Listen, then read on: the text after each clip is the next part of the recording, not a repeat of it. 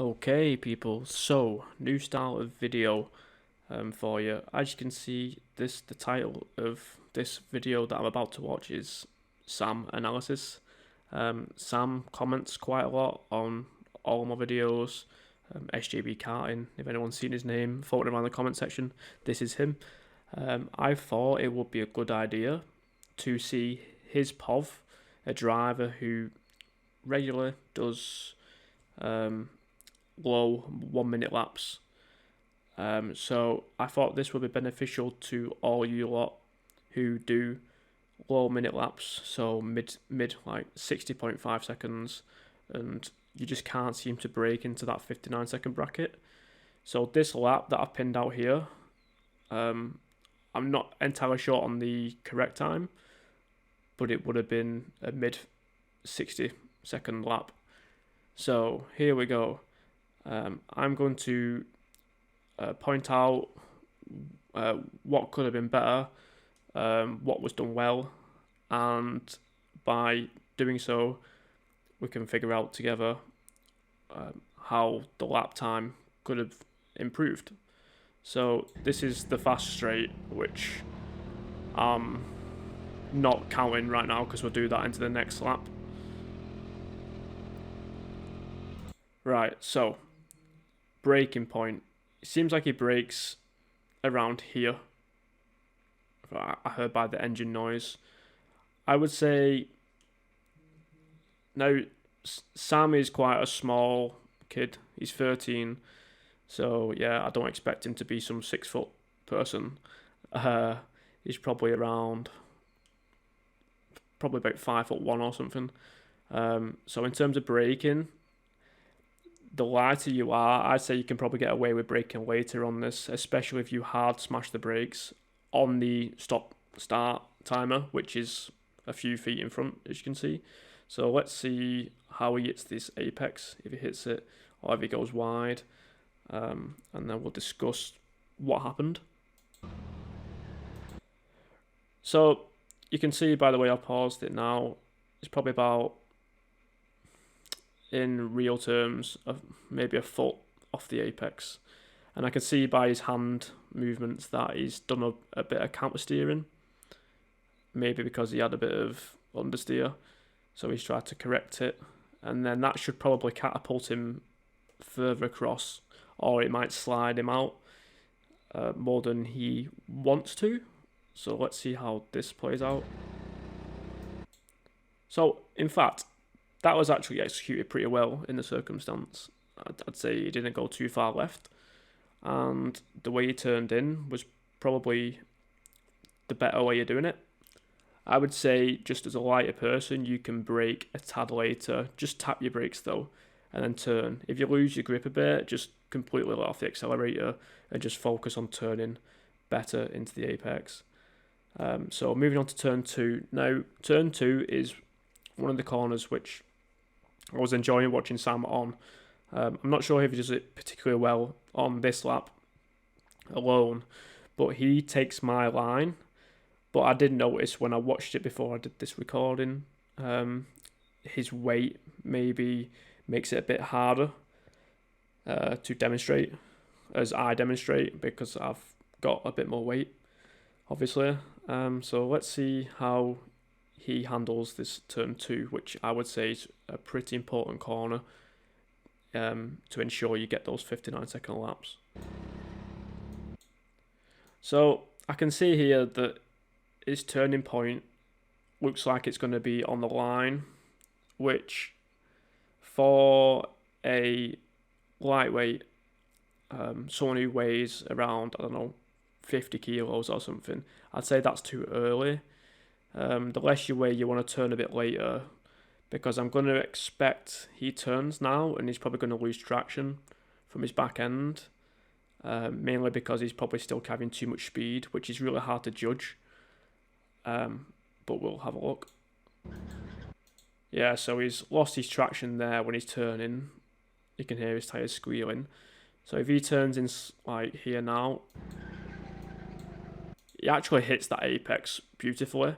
The only thing that lets him down there is the speed he was carrying into the corner. If you're getting those squealing tyres, you're losing grip. So let's just rewind this to watch the full thing without stopping it. Tyres squeal. It does the counter steering, and he's lost a little bit of time there just because he's lost the grip. If he slows down more into that turn, that would benefit him better, and he would be able to carry more speed right now through this turn 2 into turn 3. I can see that he's got his right hand like open. Maybe he's cramping up a little bit or something. That would be my guess. I think I noticed a few times he did this. But it was a weird night. I did find the karts super grippy on the front end, mainly because the tyre pressures were increased last week, and it was quite tough to steer. So maybe the youngsters found it ever so tough on their bodies. But let's see how he exits into turn 3. Now that couldn't have been any better, honestly. He went through turn 2. Granted, he lost the traction in turn 2, which cost him a little bit of time. But then you see how he's got the full acceleration already before he's even turned into turn 3. And he's already flying now down this section. So if he actually got the grip, which I tend to get into turn 2, this would have been probably a 59-second lap if that was took into consideration. So let's fly to major turn 4, we call it. So here. Now, the lighter you are, again, the more you need to lift. The lap before this one, which I did watch because I was trying to see which lap was better, like the previous one or this lap. Now, the lap before it, I believe he over-accelerated and he lost grip and he completely missed his apex. But on this lap, he actually nails it, which is what I always try and preach everyone. So if you see here, it'll lift maybe. Yeah, so you can hear it lifting there. He then turns and hits his apex. Like, that was solid. That was solid, my friend. You're not going to get a better turn into that corner like you just did. But being able to get that corner right then makes this next left turn rather easy because you can stay quite far to the right here. I would probably say maybe try and get onto the right tyre wall, a little bit sooner. So you can see he tries moving over there and then he's going to slingshot this round to the left. Yeah, so he slings it round to the left, he counter steers it, which is fine. You don't losing grip on this corner in particular doesn't really do anything. It doesn't gain time, it doesn't lose your time, so that's completely fine. This next turn, this right-hander here, I find it better if you can go far left here, which is why I sling it around the previous corner, and then take a really narrow exit. It just builds momentum up for going up the up ramp, in my opinion. Everyone's different. Like I said, the weight class, everyone varies on this underneath bit before you go up the up ramp. But let's see how he does this. So I'd say that's a pretty good line. Judging by the way his tyre is currently pointing, I can imagine he hits this apex quite nicely and then he'll push it quite wide. Yeah, so he loses a little bit of grip and ends up going a bit wide. I did say in my my hot lap with footwork instructions video, if you do lose any grip before that turn, I would recommend lifting ever so slightly, just so you keep full grip. Because losing grip there lose your momentum, and it kind of ruins the rest of this underneath bit before you go up the up ramp. So let's continue. Again, this is pretty much perfect. He's really not far away from the tyre wall at all. I'd say that's as close as you're going to get without clipping anything. You can kind of see on the right hand side here that this tyre wall like weaves in and out. So this one, I usually always clip it. You can clip it, it's not going to cost you any time just because it's not steeled out or anything. So that's irrelevant. Now, this bit, you kind of want to maybe come a tad bit right in an ideal world. I know it doesn't always happen, even I don't do it, but if you can come a little bit more right here, you can then get a really good like left turn exit. I'm not sure if he turns in really tight here or he goes a bit wide. He might lose a bit of grip just because of the weight. Again, that was literally perfect. Like, that was actually perfect. I want to watch that. I want to watch this entire thing again, to be honest. So he comes in really narrow, and yeah, that is as best as you're going to get. Like, honestly, that was a good example to anyone who wants to get 59s. That those two are quite important. Now this, let's rewind a little bit. This up ramp, I know Sam's struggling with quite a bit, mainly down to his weight, I'd say, and his height, because he can't speak properly. He does lose a lot of traction here, and I would say I tried to explain this to him before we went out in this final race that he just needs to turn later and lift more. It's carrying too much speed into the turn, which caused him to skid a little bit, and that obviously makes going up the up ramp, even though he's a lightweight, he can get his speed back straight away. It makes going up the up ramp slower, just because he loses that grip. Like, for example, if you watch this now,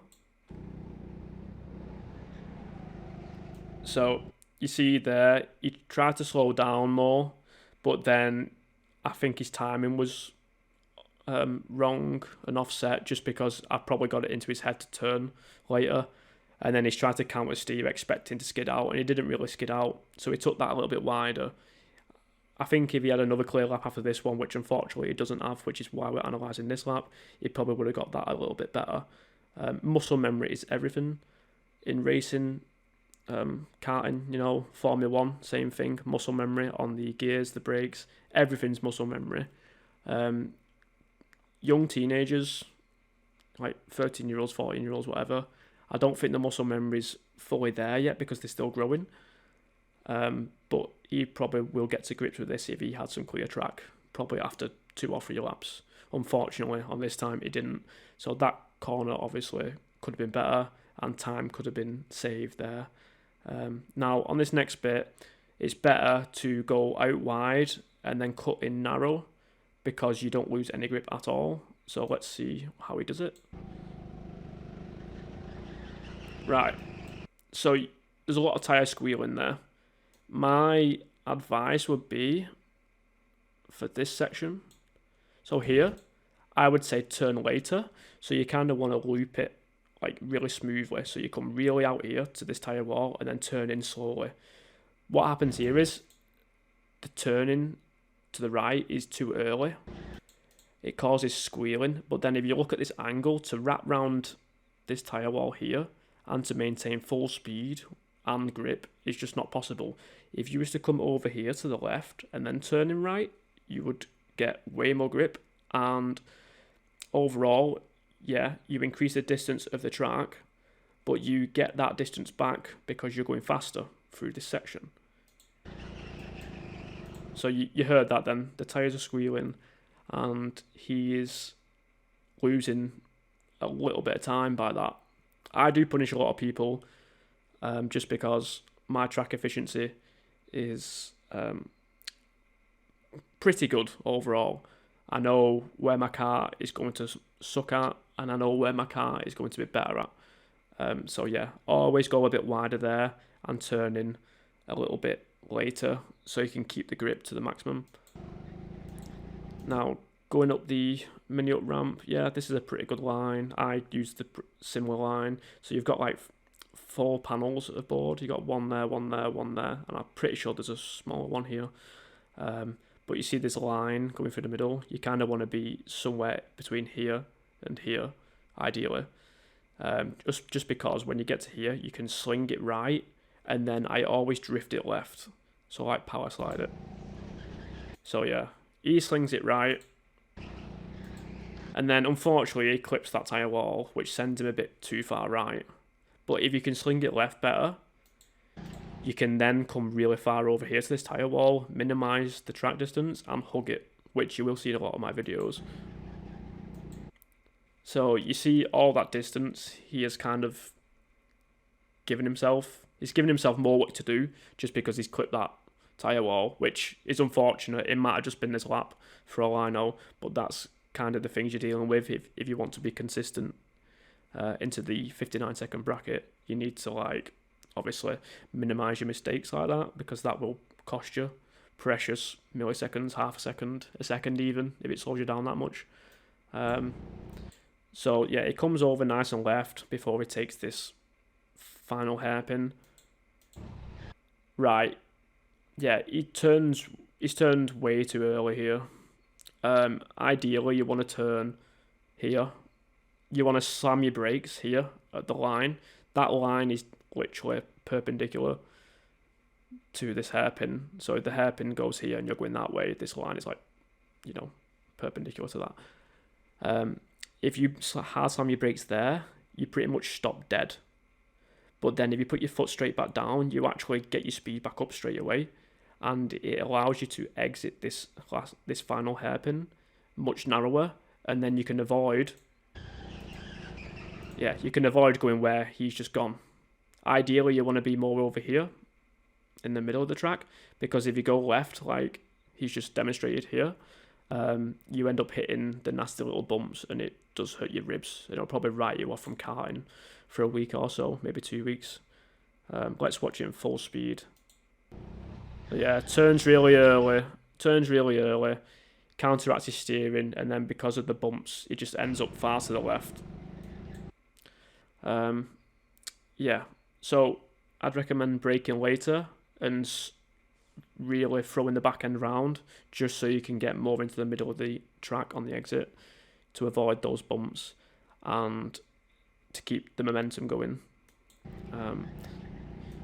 So this bit here is actually pretty much exactly the same as what I do. He goes flat out and he gets really close to this inner tyre wall. You can see here that the grid position, he turns in at, so this is number 6 on the grid. This is your turning point. Remember that. You always want to start your turn through this slight chicane by the number 6 on the grid. If you turn any earlier, you'll end up having to correct your steering because you go too narrow there, and then you've got to sling it round. That's why a lot of people skid out. But this number 6 here is perfect.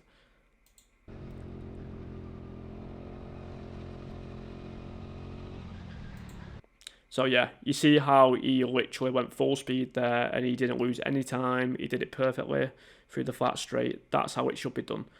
That number 6 is a key turning point on the grid. A lot of you might not notice, but next time you race there, literally turn into the chicane like on the number 6, and it will benefit you a lot. And you can see here how he flies past. So he brakes after the finish line, mainly to minimise his lap time, to get the best lap time possible. If you're on a really good lap and you're really trying to push your personal best, you can brake after the stop, You can brake here, you can brake after here.